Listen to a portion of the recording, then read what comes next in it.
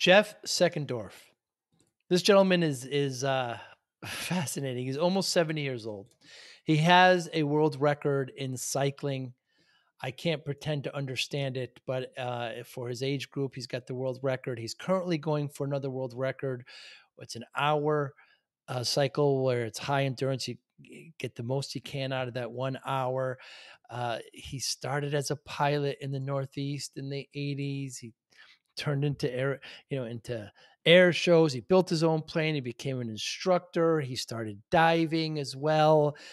He eventually went to Los Angeles. He's in the film industry for 30 years. He's done thousands of commercials, many, many films, just fascinating. He now works with scuba and training trainers on scuba diving. He also works with the Parkinson's community. Right now, as we speak, the best thing anyone can do with Parkinson's is exercise. All the drugs currently, slow or lower the symptoms. But the best thing we have right now for Parkinson's is exercise. And he helps that community there. He's in the Southern California area now. And he helps them. We talk a lot about that. We talk a lot about, just training and teaching and how he teaches even in scuba. I don't know if you scuba or not, but one of the basic things they do is they don't touch the floor in the pool where they train. They respect the ocean floor. You shouldn't be touching it. So, great conversation. And as far as teaching, there's one saying: when the student learns 10 things, the teacher learns 100. Thanks for listening. Hi, I'm Joey Pinz. People ask me, how did I lose 130 pounds? The quick answer is always discipline. I started my business, wasn't paying attention to my health, was eating too much, drinking too much sweets. My daughter was born. Next thing I know, I'm pre-diabetic, I have hypertension. I knew something had to change. Discipline. I, like many of you, have faced many challenges in your career, in your family, in your life, in your faith. How did you attack them? How did you approach them? How did you solve them, hopefully? It all had to have some degree of discipline. I'm also asked, how did you found and start a tech business? And it lasted over 25 years. Discipline. I was committed to it, enjoyed technology, didn't enjoy some aspects of it, but knew it was necessary. Discipline. Our podcast mission: how do we use discipline to better ourselves and society? Join me, please, as I talk to interesting people and discuss how they use discipline in their family and their passion and their careers and how it helped them. Our podcast vision: growth through learning from others. Joey Pinz Disciple Conversations. It'll be light and serious. Join us, please. Thank you for consideration. Or is it a one take? Yeah, we go ahead forward, Jeff. Oh, Seckendorf, I am excited to talk to you, man. Thanks so much for your time today. So how do you tie everything that you've learned from filmmaking, from pilot, from world record holder in bicycling and cycling to scuba? How do you tie it all into that? You had to start with a hard question. Yeah. I think a lot of it is compartmentalization, right? I mean, I have, projects that I work on every day, and I really just try to do one thing, do it well, and then move on. And sometimes that works, and sometimes not so much. But mostly compartmentalizing seems to be the solution for me. Do these passions find you, or do you find them? Oh, no, they find me. How so? I've had this really interesting career, and I think a lot of it has been very serendipitous, right? I was a child photographer, so somebody gave my uncle, I believe, gave me like a Hawkeye Brownie camera when I was like 6. And that just turned into some fun. My dad and I built a darkroom in our house that turned into, child photographer, that turned into newspaper photographer, that turned into television news person, Hmm. that turned into somebody asked me if I could shoot some commercials. Then somebody asked me if I could shoot some commercials on motion picture film, Right. and that led to shooting a movie, and that led to a career of movies. And it's just, I think part of it, or not, maybe not even part of it, I think all of it really has to do with you just have to say yes. You really just have to say yes when things knock on your door. And we have this little saying that, if you don't say yes, the answer is absolutely no. Mm. So Mm. I think that's the problem. For me, it's like, just find something cool, say yes, try it. If it doesn't work, turn left. Hmm. I've had that discussion with, well, I'll be honest with you, mainly kind of, females, women in my life. No answer is still an answer. But you propose that if it's not a yes, it's a no. Well, if you don't ask, first of all, you can turn this around a little bit, right? If you Yeah. want something you don't ask, it's definitely a no. Uh, It's definitely a no. If uh, something comes at you and it looks like it's an idea that's interesting or might be fun or might challenge you, and you don't say yes, well then of course, unless you're a maybe person, mm, and I don't really know a lot of them, fortunately, then you just, you either have to say yes or just pass. mm. You don't make the shots you don't take. You don't make the shots you don't take. Yeah. Yeah. That's really what it comes down to. And how did scuba find you? Yeah, scuba found me through the film industry, oddly. And then, I was just teaching in this photographic and filmmaking workshop up in Maine for years, and they decided to do an underwater course. And I was like, hey, I want to go. And because if you don't ask, the answer is no, of course. Right. And they were like, well, you got to learn to dive. So it's like, all right. So I learned to dive. And that was back in the early 80s, maybe even 1980. And, diving became fun for me, and I enjoyed it, and I dove, and I was a recreational diver and nothing special. And I was also at that time flying a lot and teaching flying and competing in competition aerobatics. And I built an airplane, and aviation was a big part of my life, and scuba was not. And then I moved to Los Angeles from the Northeast, and Los Angeles flying, that's just like you dig a giant hole, fill it up with money, and bury it. It was just Mm, really mm, expensive. And at that point, there was no place I wanted to go that Southwest Airlines didn't go. So I kind of let mm, flying slide for a while, and I got back into scuba. And then when I was getting out of the film industry in the 2000 and I don't know, 8, 7, 8 range, something like that, I was looking for something else to do, and one of my instructors said, "Hey, I want to start this scuba training agency." It's like, well, I'll help. And I was looking for an education project. So in this case, it happened to be scuba. So now here we are 15 years later. I still have the company. It's thriving. There's all mm. sorts of cool stuff going on that we're doing that's groundbreaking in education techniques in scuba and other recreation areas. And it's been it's been a fantastic run. But I do think that, if somebody had come to me and said, "Hey, I want to teach someone how to be a rocket scientist," I probably would have said yes to that too. Mm. It didn't really matter. I wanted an education project, and scuba seemed like fun, and it has been fun for all these years. So going back to the 80s when you're in Maine and you're doing aerobatics in planes. I mean, that's dangerous stuff, Jeff. I mean, it can be. Obviously, you got to be safe. I mean, I'm a private pilot. I let it lapse. Actually, I'm actually in southern New England, and so plenty of trips to Martha's Vineyard and and these places I'm sure you've been to. But how do you go from aviation to aerobatics to building your own plane?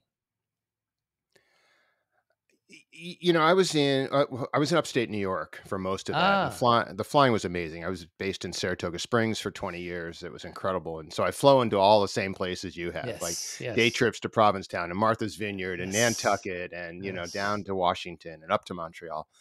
And those are perfect, 2 hours. I had a Mooney at the time. It was awesome. Mm, Um, but for me, it was just like it's always kind of a little bit of what's next. mm, It's like, you know, I learned to fly. I became a flight instructor, and I think at that point, I really started to get good at flying when I mm, started teaching. And again, it's this weird serendipitous thing that the guy in the hangar next to me had a little old, slightly worn out 1960s Pitts Special single seat biplane, and it was like, I don't know, it's like $8,000, and it fit in my hangar mm. behind the pits, behind the Mooney, and I was like, huh, I've got $8,000, and I bought it, and then I learned to fly it, and then I started fooling around with aerobatics, and then I started fooling around the competition, and then I decided to build an airplane because I wanted something bigger, faster, better than everybody else had, and never really finished that one. Wow. That was one of the projects I didn't finish. Hmm. But And, sold that, bought an airplane that flew, and kept on going. So again, it keeps coming back to, let's just try stuff. Just say yes. right. Just try stuff. Uh, I I had an mean, it's the same archer. question. It's the same question for you, right? How'd you get into flying? Right. I just wanted to kind of get to golf courses quicker, or I just wanted to kind of get to, to places kind of quicker than And then driving. and then you find out that it isn't always. It's not always, and it's more expensive. And but so then the filmmaking too, and there's a common theme here, Jeff. I'll get to it in a moment, but the filmmaking, they say that you spend most of your time finding jobs. Yeah. Yeah, that's the nature of the film industry for about 90% of the people who are in it, Hmm. is that the full-time job is looking for work and the part-time job is working. Hmm. And I had a very successful career in the film industry, and I did really cool movies, and I did like 1,000 commercials, and it was really good. But still, I spent a disproportionate amount of my time looking for work. And I had one producing partner who said to me one day that she thought I spent 15 years trying to get into the film industry and then 15 years trying to get out. Hmm.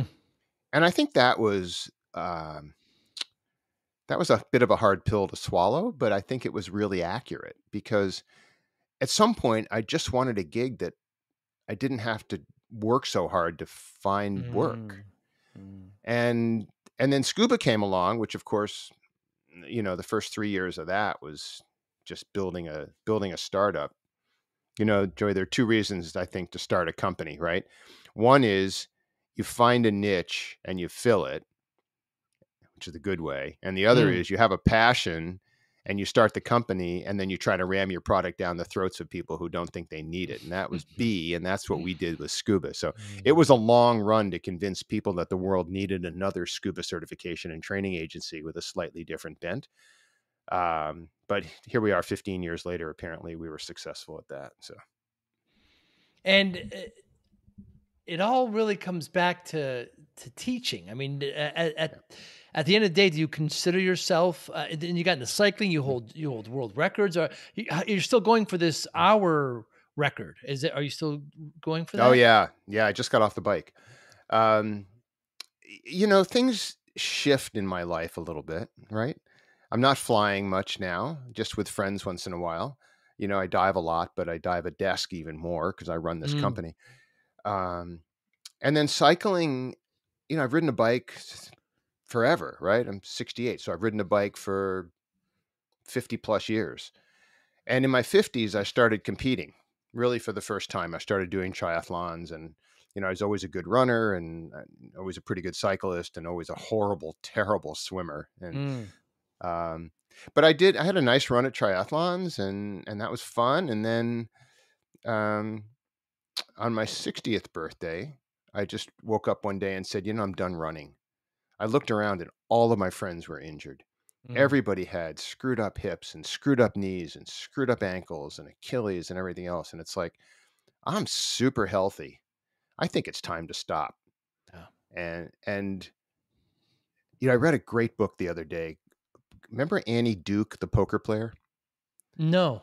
So Annie Duke was on the world tour of poker, and she's a brilliant author. She wrote a book called Quit, and it's fascinating. It's all about how and why people quit. It's the psychology of quitting. And, not only poker, but, know when to hold them, know when to fold them, all of Mm. that. But, when to quit in business, when to quit in sports, when to give up, when to stop something. And there's so much cool information. It's one of the best reads I've ever done. She talks about the concept of quitting while you're ahead versus cutting your losses and so on. That was really interesting. Running to me was one of those things that I quit. I just decided I love it and I quit. Mm. And it was a rare experience for me, but here I am 8 years later, still strong and healthy with good hips and knees. So it's Mm. probably a good decision. But the quit thing is really interesting, and I have been sort of studying this, as a cyclist a lot. Where does physical stop and mental take over? Mm. I know that when I'm doing really hard efforts, like super hard intervals, I know deep down that my legs can push that interval. Mm. What I'm learning now is, can my brain tell my legs to push that interval when it's that Mm. hard? And, most endurance sports really are a mental exercise. We can all get to the point physically where we're strong and good, but doing it mentally is really, really tough. And quitting is such a tease. Quitting is like the candy bar, Mm. it's like, there it is right in front. It's like, just quit. It's like the devil and the angel on your shoulders, right? Just quit. No, no, keep going. Just quit. No, no, no, keep going. So this is the year 2023 and 2024 of learning not to quit for me mentally. And here I am. So I'm coming on 70 to do this record. And Wow. now I'm learning how to be a professional athlete at this age.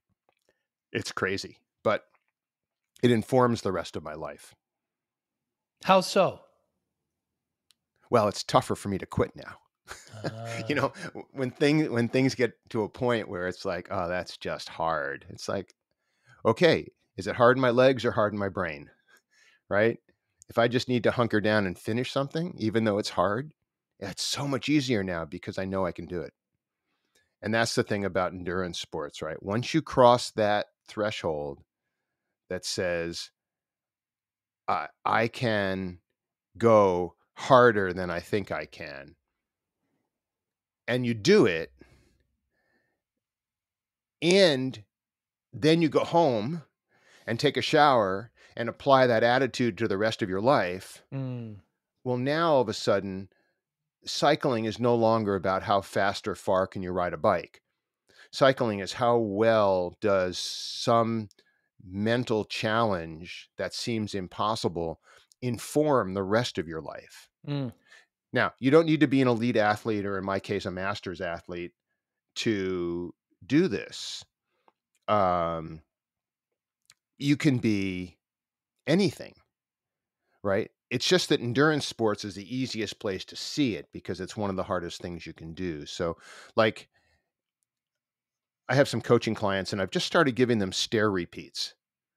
I just thought, I had one guy who was traveling a lot and needed something to do at the hotel. And I was like, well, you're on the eighth floor. This is easy. Go walk up, take the elevator down, walk up, take the elevator down. So I've got him doing stair repeats. These are hard, Yeah. and then you add a little weight and all this other stuff. But it's interesting to do these endurance sports for people who are not athletes. And it's like, well, how'd you do? Well, I did 8. Okay. So tomorrow you got to do 9. And the ninth one has to be the same as the fifth one. Mm. Right. So go back to think what it was like when you were fresher and do one like that. When I'm sitting on the bike doing intervals and I just think it's just too hard. And then I think, there's no way that this 15 seconds or this 30 seconds is any harder than the one I did 2 minutes ago. Hmm. It's just my brain isn't prepared to go that deep. So you separate mind and body, you just go apart. But all of it is really nothing more than, to me, learning how to live the rest of my life informed by the bike, and it's hard, but makes everything else easier. You know, they say training makes racing easier, training harder, but racing easier. So I think training on a bike makes living easier. You know, I've done a few triathlons as well, and when in training, I found that I loved the swim, although not fast, Jeff. I could swim forever, just not fast. And I like the bike as well. I'm a soccer player, so unfortunately, the coach's punishment when I was a kid was, you run. So I've always had running as a negative thing, and I don't like it. And as I get older, I feel my knees hurt a little bit, and I've certainly distanced from it. But I do find that I would swim in the morning, in these masters programs, and it would make early in the morning, 5 a.m. swim. You've done them before, and it would make the rest of the day a lot simpler. This is the hardest thing I'm going to do all day. All day. Yeah. Yeah. No, it's true. I just got off the bike doing 30-second strength intervals, right, on the bike. Low cadence, high torque, high power, 8 of them. Not very much. Mm, Not very much time under tension. Mentally, again, it's the hardest thing I'll do today. mm, Just exactly like you said. And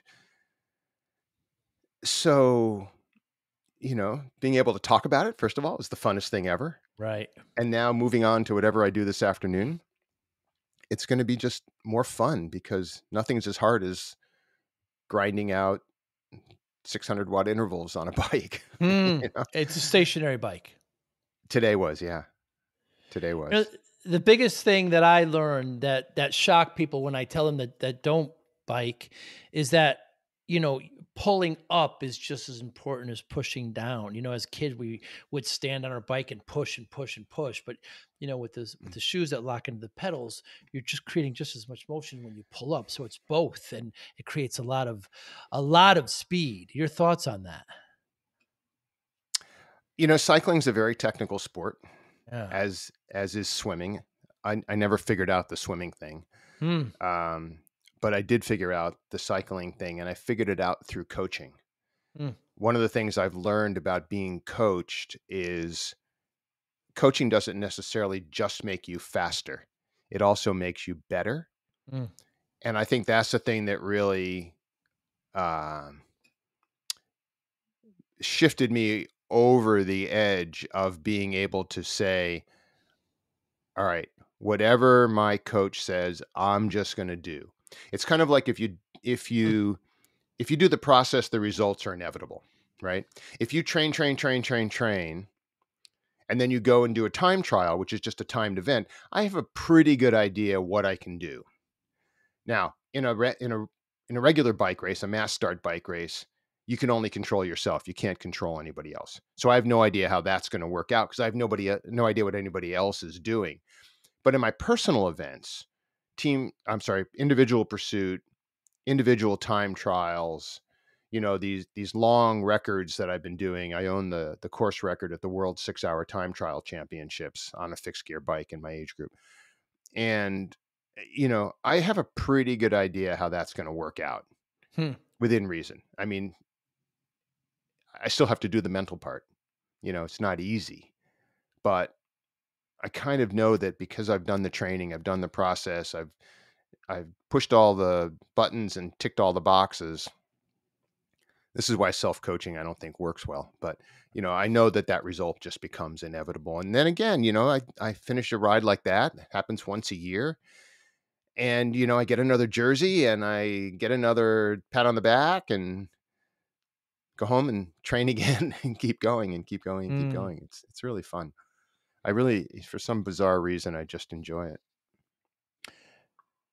I hired a coach, a triathlete coach to, coach on all three events. I learned a lot about them. Uh, when everybody says I don't need to be coach, I just, Tiger Woods had a coach. I don't know why people would think that they don't need it. Now cycling, I talk about this for a moment. So my biggest knock on it, Jeff, is that to get a really good workout, you got to go 4 or 5 hours. You're going to disagree with me, but I just seem as it's like it just takes I play golf too. That takes just as long, but it's just you got to go a long time. And then also, please comment while we're talking about it. I'm just it's got a bad reputation as far as steroids and enhancing drugs. Thoughts?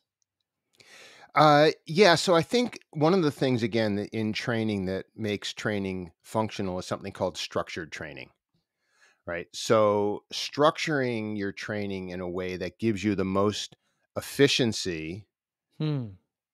uh, sort of, I don't want to say it counteracts the need to sit on the bike 6 hours a day, Hmm. because at an elite level, they're still doing that. But at a master's level, for me, where I've got a job and a life and a wife and grandkids and Hmm. a million other things, I can carve out, 10, 15 hours a week easy, Hmm. once in a while, a little more than that. But we have to be efficient. And as our bodies age, and I hate to ever admit that mine is, but as our bodies age, recovery goes a little slower. And as we know that, Hmm. in any kind of fitness, it's not the exercise that makes you stronger, it's the recovery, right?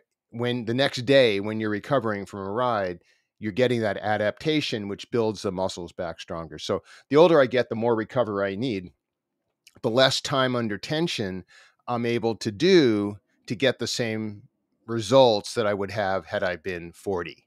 Hmm. So I don't know if that makes sense, but what that means is training efficiently and training with proper periodization and structure. So, I get this process of recovery rides, long rides, very difficult short rides, recovery. Hmm. I mean, I've got a brilliant coach, and I don't have to think about it because of that. I just look in the calendar and says, "Oh, awesome, this is what I'm going to do today. Oh, that's going to hurt, but okay, because Hmm. Friday I've got a recovery ride." So I don't think that's really, I don't think those long training events at a master's level, I think in some ways they take too much out of you and then weaken the training Hmm. after, Hmm. right?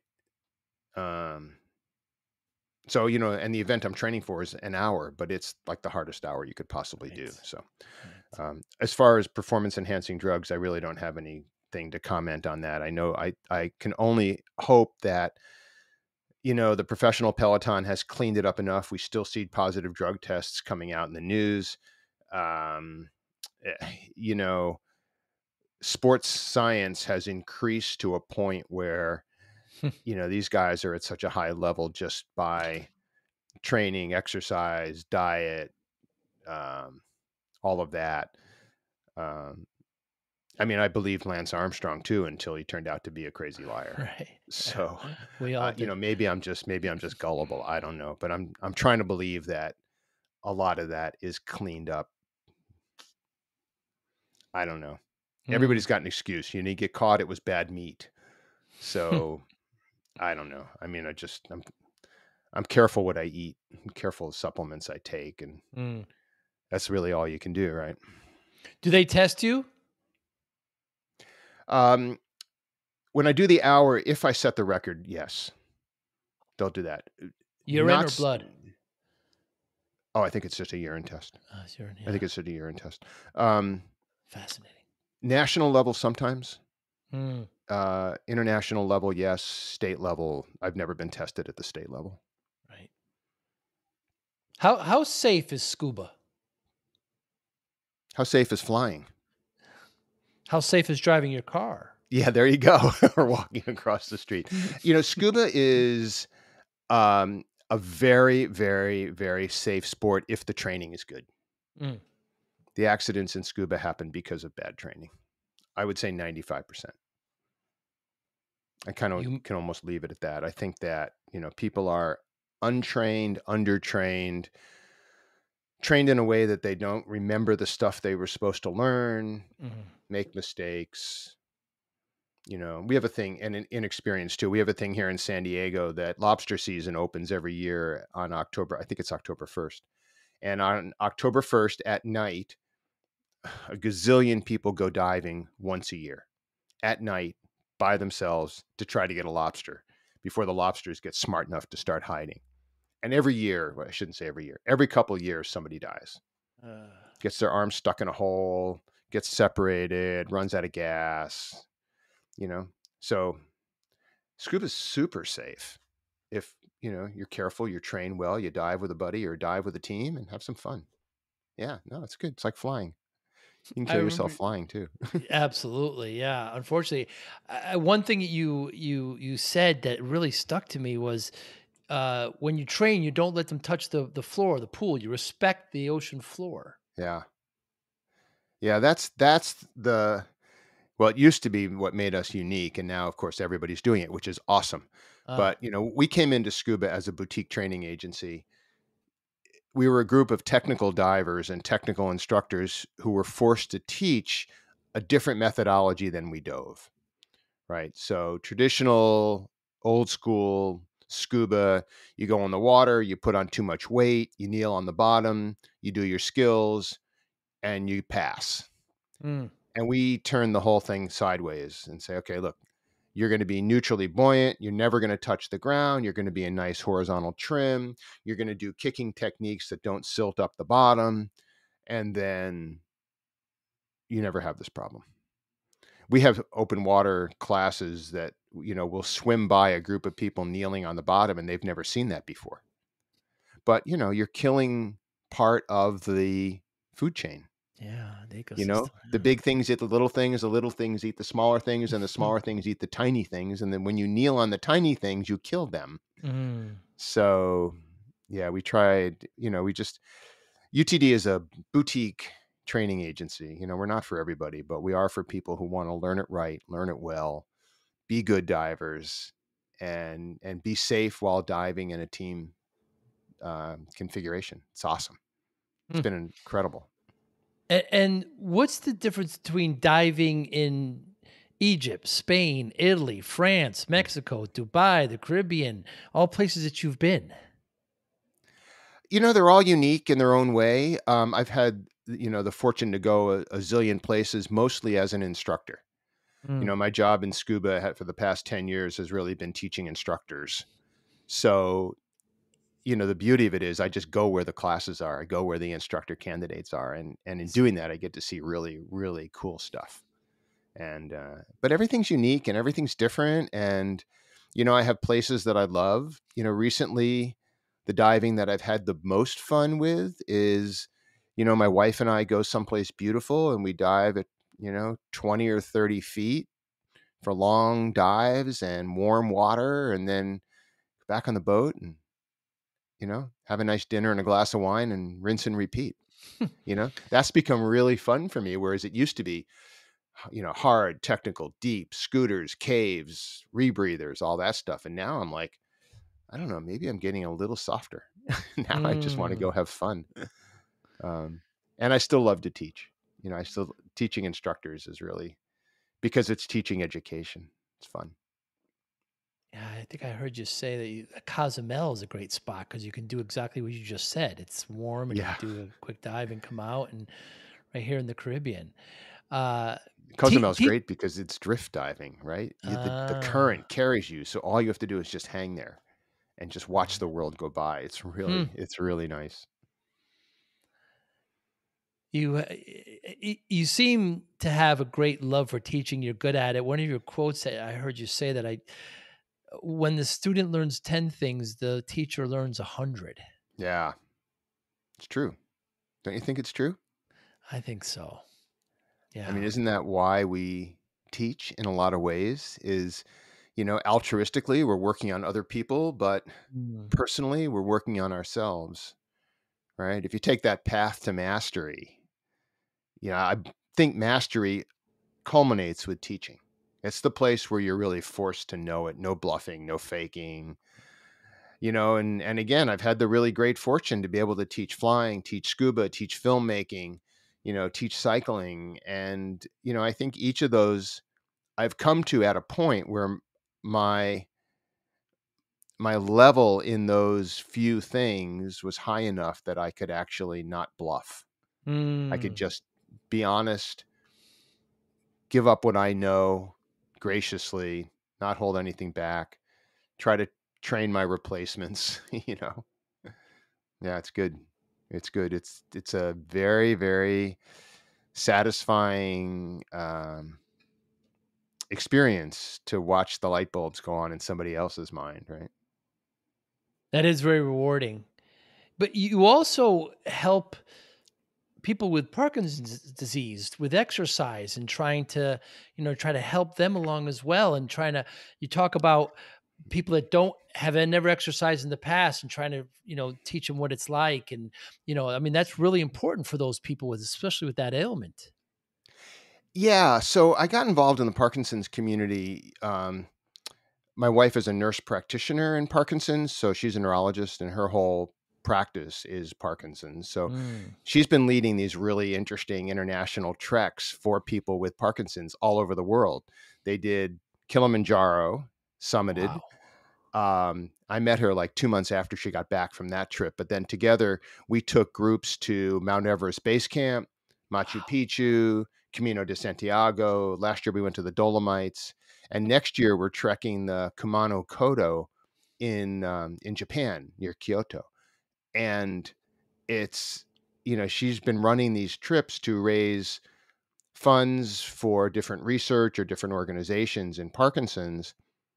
But really what happens in here is that people come onto these treks with Parkinson's disease or caring for somebody with Parkinson's disease.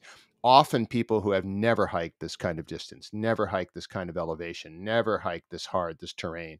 And, she's put together this basically 6-month training program leading up to these treks. And to see the people step up to this stuff is amazing. We've had people now with Parkinson's who have done 4 or 5 of these trips and, continue to train and continue to hold on. And Parkinson's is interesting, Joy, because it the only medicine that slows the progression of Parkinson's that's known right now is exercise. Hmm. All of the drugs help abate symptoms, but the only thing that really can slow it is exercise. So watching some of these people start out on these treks and then continue to train for years, it's just amazing to watch them control this, not controllable disease, this disease that is, degenerative, and no matter what you do, progresses. Mm. But, you can have a say in how fast it progresses. And that's kind of the beauty of all of that. So I've kind of picked Parkinson's as the place I put a lot of my energy. I work with the local Parkinson's Association here in San Diego. I do a lot of content and a lot of work, on that end. And, yeah, it's a really rewarding community to work with, and I've been able to use my skills as an educator and as a filmmaker to create content and really advance the ability for people to have information on how to live well with Parkinson's, both from an exercise standpoint and just a living standpoint. It's so it's tragic, it's sad when your body starts to fail you like that and your mind is completely intact and full capacity, but your body failed. And there's a certain irony knowing that exercise of actually working your body, what your body wants, actually slows it down or helps. Uh that must be really rewarding for you. Yeah, back in the day, before that was figured out, doctors prescribed bed rest and people lived 3 Right. years. And Uh, now with exercise, Parkinson's generally does not, you know, shorten a life. right. So it's cool that that's Wonderful. happened. I was talking to a group yesterday too on living with purpose, a group of Parkinson's patients and their caregivers, and um, we were talking about living with purpose, and one of the things that came up is, you have Parkinson's. What can you do for the person sitting next to you? Mm, How can you demonstrate the blessing to that person? How can you demonstrate to somebody that this is not a death sentence, that there's something here that you can actually give somebody else, and start finding that, that purpose within you to expand out to other people. Mm. We started a project, a buddy and I started a project about a year ago called the Institute of Purpose. That's like, first of all, it's the best name I've ever heard for anything. It I is just great. think It it's is like, great. you name the band, and when you get that name, you're kind of a winner. It's like Rolling Stones or something. Um, so the Institute of Purpose it's basically a place that houses content of people talking about living with purpose. And it's a new project. We're just getting it going. There are, I don't know, 15 or 20 little short 30-second videos from all sorts of people, you know, coaches and business people and, everybody who's on that thing. And when you listen to these back-to-back 30-second video clips from all these different people, when you just ask them, what's your purpose? You can make it a simple question. The the answers are all the same. Mm. It was fascinating, and I didn't see this coming, but the answers are all the same. It's all, my purpose is to help other people. Every single one of those is to help other people. And I just think that's amazing that, we've come to this point where, when you say, what's your purpose? And if I was to ask you, what's your purpose? And you start to think about it, well, it can be self centric or it can help somebody else. Mm. And most of the people I know first go to help somebody else. So I learned a lot in that project and continue to, and still do these videos for it. And it's fascinating. The quick answer would be money, or something kind of temporary, but uh, you know, growing community seems to be stronger and stronger, and that's wonderful, Jeff. Yeah. I think when you put a camera in front of somebody, it forces them to stop and think for a minute, Mm. you know? And that stopping and thinking, it's like, do I want to say that my purpose is rich? Right, Or do I want to say my purpose is helping someone else get rich? right. Right? Because if you do B, A happens by default. Mm, mm. So, I started my business in the 90s. I'm a little bit younger than you, and I worked way too hard, probably like yourself, 14, 16 hours a day. And Jeff, I wasn't eating well, wasn't treating my body well, soda, pizza, etc. And I got myself to 340 pounds. And the doctor said to me, if you don't lose the weight, my daughter was just born, you're not going to see her graduate. She knew exactly what to do to me. So I spent the next year and a half losing about 130 pounds. And people always, I could see it in their eyes when I tell them the story, what's the secret? What did you do? Like there's some magic to it. And I just say discipline. I got focused, I got disciplined. That's how I lost the weight. How does discipline play a role in your life, Jeff Seckendorf? I read that about you, and I'm so impressed with that Yeah. because that is not easy. Now, losing weight is a numbers game, right? It's calories in, calories out when you get it down to its simplest form. It doesn't make it any less hard. So good on you, man, to have done that. That's awesome. When you ask about discipline, I think for me, discipline is synonymous with tenacity. Mm, I think they have to work together. And I think it's really difficult, at least for me, to have one without the other mm, because discipline without tenacity to me doesn't have staying power. Tenacity without discipline is fleeting. mm. I think those are the same thing. Staying power and fleeting are probably the same thing. But I think you need both. And I think for me to look at being tenacious, I don't know, maybe it's just a little more hard assed, right? HTFU, you know that one, right? Yeah. Yeah. So I kind of feel that way about people who, I shouldn't say that, sounds judgmental, but I'll say it anyway. People who seem to be struggling with discipline, in one way, you want to say HTFU. Mm, In the other way, you want to say, well, that's so judgmental. What can we do to help you discover a tighter package of discipline in your life? And the first thing I think is to say, let's be tenacious about one thing. Just choose something and be tenacious about it and just don't let go of it. And Hmm. use that one thing to learn how to do something else. And then I think you start to be able to see somebody progress through a process where, and it doesn't have to be some doctor says you're going to be dead in 2 years. Right. That's a really extreme case. And if you don't wake up to that one, well, we're not going to be able to help you much. Right. But on daily life stuff, if your choice is, I'm working at home, I could finish the project I'm supposed to be working on, or I could, sit and watch repeats of Gilligan's Island. Uh, if you have to make that decision, then maybe you've got to start to look at either discipline, because obviously there's an issue there, or tenacity, that you're not stuck hard enough to the project you're supposed to be doing Mm. in a way to finish it in a timely way. So then you can not only go watch Gilligan's Island, but you can do it during dinner and have a beer. So I think those two things work together. And I think it's helpful to look at them as a package. Yeah, focus, discipline, tenacity. Are you more of a Marianne or Ginger kind of guy? Professor.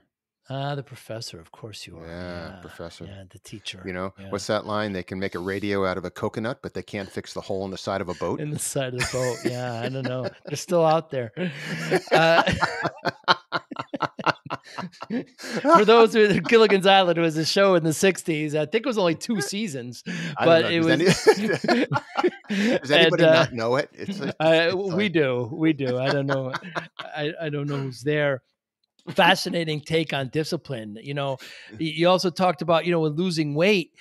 I one of the big common misconceptions is that once you lose the weight, they treat it like a finish line. I got to 200 oh yeah, pounds. I'm all no. set, and then you gain it back, and there's some large number, 90% gain it back, and you've got to be tenacious. Yeah, it's not Yeah. just getting to there. Now you've got to make a big lifestyle change.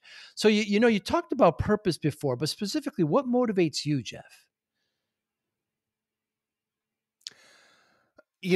I think I'm motivated by, just the fun things I see around me. I was going to say the joy of life, but that sounds so trite, but Mm, it's true. I mean, I'm motivated by having enough stuff around me to share with grandkids, to mm, share with my wife, to share with my friends. And, I've been through lots of periods in my life, that have been struggly, and they're less fun. And there's less of me to go around when I'm in those times. I mean, I've always seen the difference between poor and broke. I've been broke, but I've never been poor. yeah. And now, I live a life where I'm, super comfortable. And what that gives me is enough to share. And I think that's what motivates me, is just have enough to share. I share it in my businesses. I share it on the bike. I share it with the Parkinson's community. And, it keeps me thriving, keeps me healthy, happy, fun. I, I don't think it needs to be super complicated. How much in life does need to be super complicated? That's a very interesting take. Enough to share. It's a great angle I've never heard before. One of our scuba instructors, we were talking about metrics. In running, it's like, what's your split time? In cycling, it's what's your power output? In baseball, what's your ERA? In scuba, there's no metric. Hmm. Well, I use so much gas, but it's so related to conditions and all these other things. So we were talking about what's the metric in scuba, and his take on it was, well, the metric is satisfaction. Hmm. I don't know, that was really interesting, right? It's like, well, if the metric in scuba is the only measurable thing we have is satisfaction, right? You're back on the boat. Was it a satisfying dive or an unsatisfying dive? Did it go well? Did you have problems? How'd you deal with them? All of that. Yeah, I think we could take that in the rest also. It's like, is this podcast that I'm doing with you, what's my level of satisfaction? Well, right now it's pretty high. Yeah, It's really that's right. fun. I love this conversation, Mm. and it's satisfying. My bike ride this morning, hard but very satisfying. And I'm going to the gym this afternoon. It'll be difficult but satisfying. So I think that's another way to kind of look at everything and say, well, am I going through life satisfied? Is that enough? If it's not enough, can I ramp it up? If I'm not satisfied, am I just pissed off at everybody all the time? Am I Mm. cranky? Am I, kind of a dick? Well, Mm. yeah, you can look at that too. Yeah, in business we have like the NPS, right? The Net Promoter Score. How likely are you to recommend, right? And that's one factor that a lot of businesses use to. I don't think it's enough, but it's certainly one factor. And I think you're right. How satisfied am I with this? Am I happy with it? Good measurement. How Yeah. do you measure And success, Jeff? oh, I don't. No one's asked me that in a million years. I'm gonna basically say the same thing, right? I think that we initially all go to money, right? Am I successful and have enough money? But I think you can turn that around and say, well, is my success related to what's in my bank account, or is it related to what's in my heart?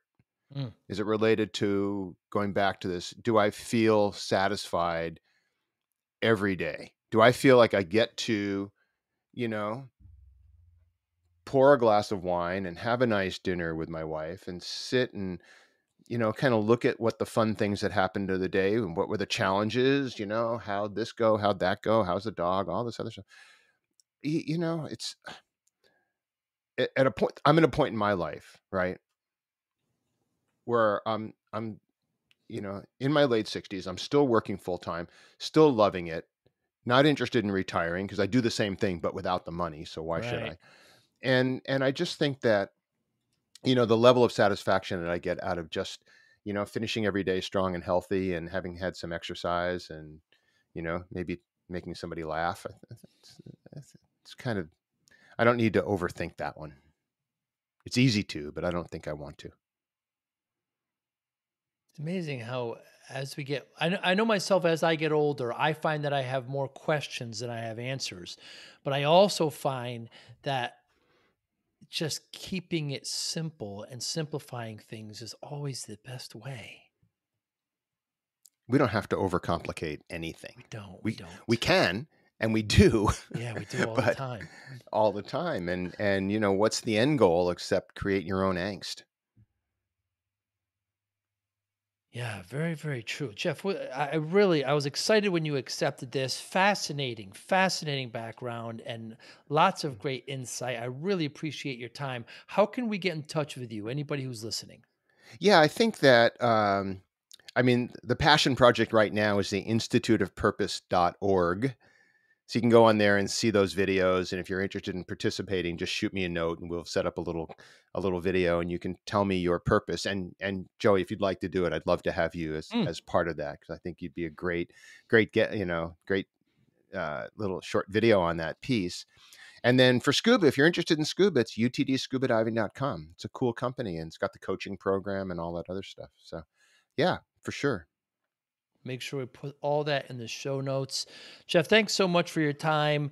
When and if I'm in your neck of the woods, perhaps we'll get a cup of coffee. Maybe even go for a bike ride. I'd love that. Where do you live? I'm Oh, in the you're in the Northeast. Northeast. Yeah. Yes, Yeah, yes, I'm you're in in the the Northeast. Northeast. Well, come to San Yeah. Diego because it's the center of the universe out here. It's certainly I've been to every major American city, but not San Diego. Oh I my have God. friends there and they tell me to come. Yeah, I've got to Oh do yeah. it. Jeff, thanks so much for your time. You be well. Joey, it's been great to talk to you. I really, really am grateful for the time. Thank you for listening and or viewing Joey Pinz Disciple Conversations. Please share this episode with one or two of your friends who you think may benefit from the episode. Our website, www.joeypins.com. There you find lots of resources and you could join our mailing list. Please follow us on all our social media, Instagram, Twitter, and Facebook. Podcast information, the video version of our podcast is on YouTube. Please subscribe. Audio is on all major podcasting platforms. Please follow them. And if you like it, please consider giving 5-star rating. Would really appreciate that. Would you like to financially support the podcast? You can go to our Patreon site. Consider $5, $10, or $20 a month. There's all kind of plans that we have there.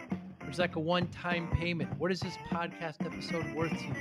$25, $50, $100, $500, $1,000, $5,000. You be the judge. You can go to our PayPal account to do that as well. Thank you again for listening or watching Joey Pinz Disciple Conversations.